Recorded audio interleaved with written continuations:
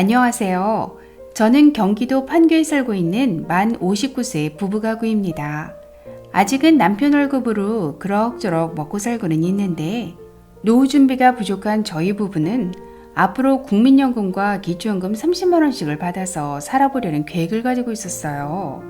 그런데 얼마 전 우연하게 알베르토 쌤 강의를 보고 나서 기초연금 30만 원을 온전하게 받는 것이 그렇게 만만하지는 않겠구나 하는 생각이 들더라고요.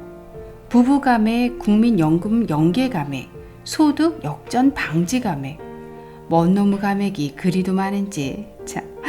거기다가 노후를 위해 허리띠 졸라매고 부어놓은 개인연금 안보험까지도 소득에 포함시킨다고 하니 정말 어이가 없네요. 오히려 집이 몇 채씩 있는 부자들은 기초연금 주지 말고 어려운 노인들의 기초연금은 깎지 말아야 하는 것 아닌가요? 그래야 기초연금이죠. 알베르토 쌤, 기초연금을 받으려면 언제부터 무엇을 준비해야 하는지 자세한 설명 부탁드릴게요.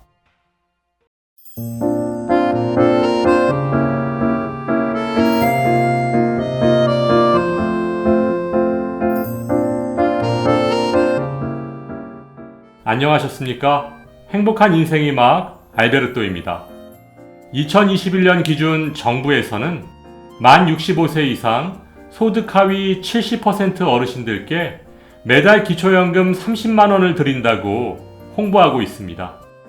이 내용만 놓고 보면 만 65세 이상 100명의 어르신들 중 70명의 어르신들께 매달 30만 원씩을 지급하고 있는 것으로 보이는데요.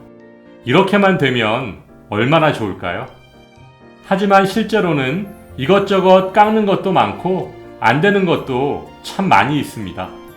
오늘은 기초연금 30만 원을 받으려면 언제부터 무엇을 준비하고 무엇을 조심해야 하는지 자세하게 알아보도록 하겠습니다.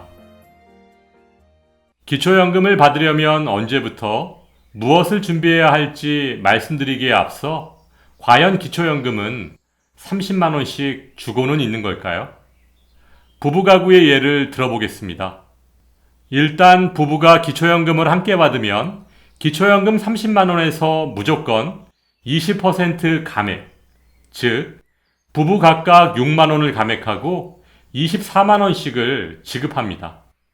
또한 국민연금이 부부 각각 40만 원 이상이면 국민연금 연계감액이라고 해서 기초연금 30만 원의 최대 50%, 즉 15만 원까지 깎고 있습니다. 마지막으로 소득 역전 방지 감액이라고 해서 소득 인정액이 부부가구 연금 기준액 270만 4천 원에 가까워질수록 기초연금을 최대 90%까지 깎을 수 있습니다. 이 내용대로라면 기초연금 30만 원을 모두 받기 위해서는 부부가구가 아닌 단독가구이어야 하고 국민연금도 45만 원 미만이어야 하고 소득 역전 방지 감액에도 걸리지 말아야 한다는 얘기인데요. 그렇다면 처음부터 기초연금은 최대 30만 원, 최소 3만 원이라고 좀 솔직하게 홍보해야 하는 것 아닐까요? 그렇다면 기초연금은 언제부터 준비해야 하는 걸까요? 여러 가지 기준에 따라 다르겠지만 저 알베르토의 생각은 기초연금은 10년 전부터 준비해야 한다는 것입니다. 그 이유는 어르신들께서 기초연금을 신청하시면 2011년 7월 1일 이후 발생한 일반재산, 금융재산을 모두 조사하기 때문입니다. 즉, 지난 10년간의 재산의 변동, 금융거래 내역 등을 모두 들여다본다는 얘기인데요. 따라서 모든 재산의 변동이 있을 경우 반드시 증빙자료를 제출해서 본인 소비분임을 확인받으셔야 재산에서 제외될 수 있습니다. 만일 증빙자료가 없거나 증빙자료를 제출했는데도 인정받지 못하면 모두 신청인의 재산에 반영돼서 기초연금 수급에 매우 불리하게 작용합니다. 그럼 어떤 경우에 본인 소비분으로 인정되고 그것을 증빙하기 위해선 어떤 자료를 제출해야 하는 건가요?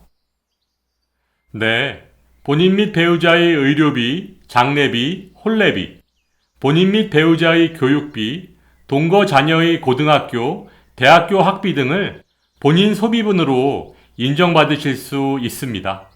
또한 이때 미리 준비하셔야 할 증빙 서류는 진료비 납입 확인서와 영수증, 진단서, 장례식장, 결혼식장의 영수증, 학원비 영수증, 등록금 영수증 등이 있습니다. 그런데 여기서 주의해야 할 것은 간이 영수증은 인정되지 않는다는 것입니다. 이 점 꼭 주의하셔야 하고요.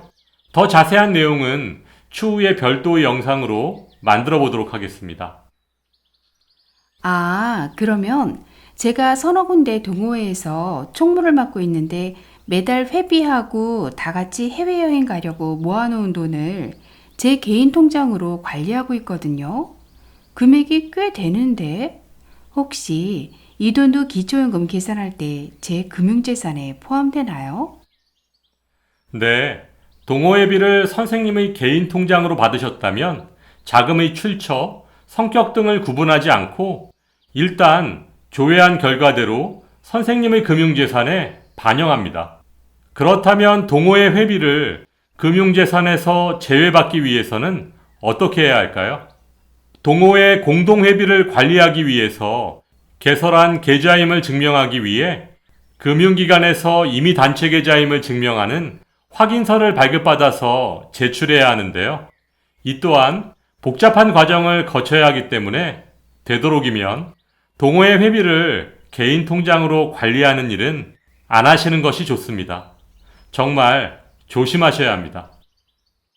오늘 선생님 설명 듣고 나니 정말 큰일 날 뻔했다는 생각이 드네요.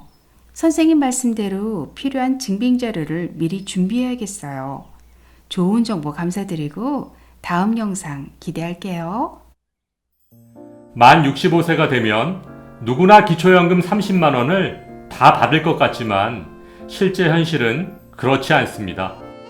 내가 미리 공부하지 않고 준비하지 않으면 충분한 자격이 될 수 있는데도 억울한 상황을 맞이하게 되는 경우가 우리 주변에서 참 많이 일어나고 있거든요. 기초연금 10년 전부터 차분히 준비하시면 받을 확률이 높아집니다. 오늘도 알베르토가 여러분의 행복한 인생 이막을 응원하겠습니다. 행복한 하루 되세요. 좋아요, 구독, 그리고 알림과 공유는 좋은 콘텐츠를 만드는 힘이 됩니다.